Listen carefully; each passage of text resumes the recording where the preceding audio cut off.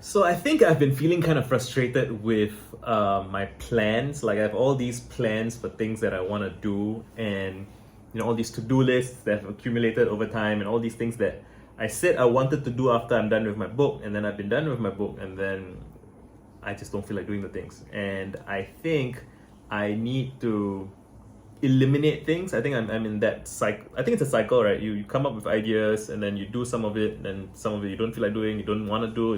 And it's optimal to not do everything, right? If you do everything that you come up with, you're probably missing out on things that crop up along the way that you should have done, but you didn't think about, right? So one of my favorite, I have a video about this as well, right? Like plans are worthless, but planning is priceless. So you come up with a plan, with everything that you think is a good idea, and then you discard the plan and just do whatever you feel like doing, whatever seems exciting, compelling, and so on. And you repeat that process weekly, monthly, quarterly, whatever feels right. I think for me, it's like a quarterly-ish thing. I have a Patreon. I don't know if I've talked about my Patreon on YouTube much, but I have not updated my patrons in a few months, and I feel guilty about that. So maybe tomorrow. Again, I don't want to make any promises to myself because I'll just annoy myself with having things to live up to. But I'm just saying it out loud so that it's likelier to happen, right? That I want to update my my patrons about what I'm working on. I want to be making more. So okay, I want to update Friendly Ambitious Nerd.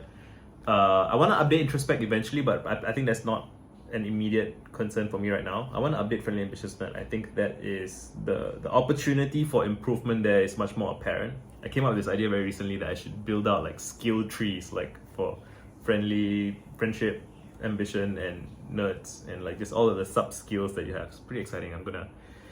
But it also seems like a lot of work, and I don't feel like doing work. I can't grasp this state that I'm in right now. Maybe I just need to sleep. Maybe I just haven't had a good night's sleep. But if I haven't kind of gotten all of these thoughts out of my head, then it torments me and it makes it harder for me to sleep. So I should just sit down in front of the camera and just start talking, or sit down in front of the keyboard and start typing. And for myself mainly, I think I have been a little bit swept up in thinking about what other people need or what other people want. And that's not a bad thing, because again, if you're going to be some kind of public facing person, or you're trying to help other people, then you want to be listening to other people. But I think I've done that enough. I've spent my time, so cyclically speaking, I used to blog local political stuff, local news commentary, and that felt great for a while, but then I got swept up in it and then it pissed me off. I just felt like I was being very reactive to whatever was happening rather than thinking for myself about what I wanted. And so I walked away from that, and then I spent several years writing word vomits on my it's not private, but my personal blog that I don't publicize much, right? So I was writing for myself, and that was great. I really got to know myself better. I really improved my voice, improved my ability to articulate myself, which was great. And along the way, I started tweeting and I started replying to people, and then my Twitter blew up, and I went from 2,000 followers to 5,000, 7,000, 8,000. Now I'm at 40,000 followers, which is, to my younger self, that would have been wonderful. And maybe I should be more grateful for the fact that I do have that access to that audience. And I think I have not yet adapted to my new reality. I'm still in my head, I still feel like I have a couple of thousand followers maybe. That's how I see myself, I guess. I need to update my self-image. And the fact that I have so many more followers on Twitter means that I can ask people questions and they answer, right? Reliably, consistently. So I think I should learn to think of my Twitter as a place where I ask people questions. I'm tired of doing these soapboxy threads where I preach at people. I've done my share of preaching on Twitter, right? Now I'm gonna preach on YouTube instead, or TikTok. It's just the different environment pulls out a different style, a different set of considerations, and I'm just bored of my Twitter voice. I think that's a thing. I think I need to be honest with myself about the parts of myself that I find uninteresting and boring. And when I say that, another part of me is like, oh, you're being, either you're being condescending, or you're being dismissive, or you're not appreciating. I'm like, no, I think, an creator or an artist's most critical obligation is to what they think is most compelling. And what do I think is most compelling? Someone asked me a question a few days ago, which is like, of all of the projects that you have on your plate, you say that you have a lot of projects on your plate, what are you most excited about? And like the depressing thing when I got that question was I'm not really excited about anything. I'm stressed. I'm stressed about having to renovate my house. To do that, I have to do a bunch of consulting. And I do enjoy, I had one client this morning and I had fun helping him. It's great to help people solve their problems. And I think I need to reflect on that as well. That, so I have this frame where I can't be excited about anything because I feel like I have this burdensome obligation to make money and fix my house, to just be a responsible adult and make my wife happy and all those things. And which is not a bad thing, but like I have this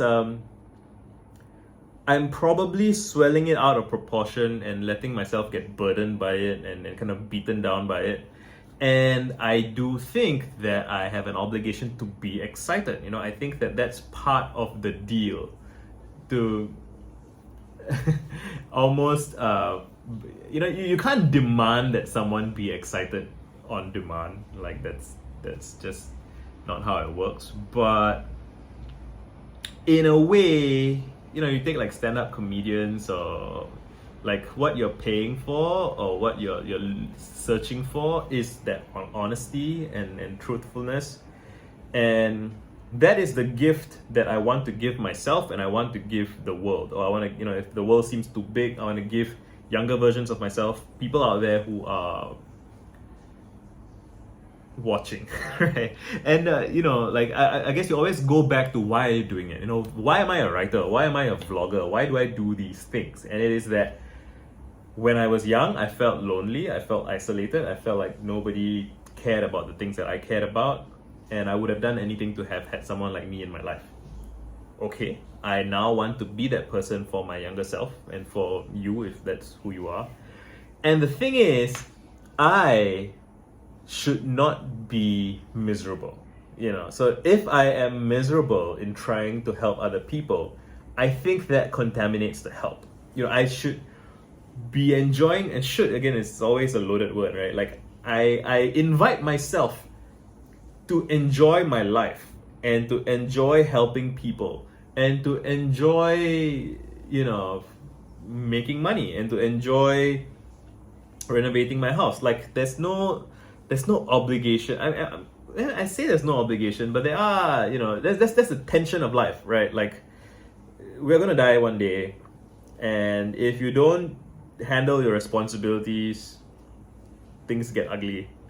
And so, but there is something to the framing of I get to do my responsibilities, right? I get to live this path. I get to walk this path of betterment, right? So I guess I should, right? I invite myself. So I'm trying to change my language internally as well as I speak. I'm trying to invite myself to enjoy my life, to enjoy my work, to enjoy helping people who are doing interesting work make more money.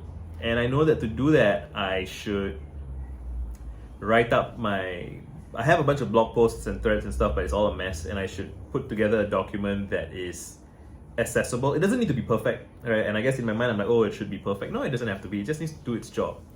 And so what is the job? It needs to convey that I can help people. What can I help people with? I can help them with their positioning, help them with their branding, help them figure out their next steps, help them figure out how they should conceptualize their identity, how they should present themselves. I have a video about articulating the vector, and yeah, so I'll include that.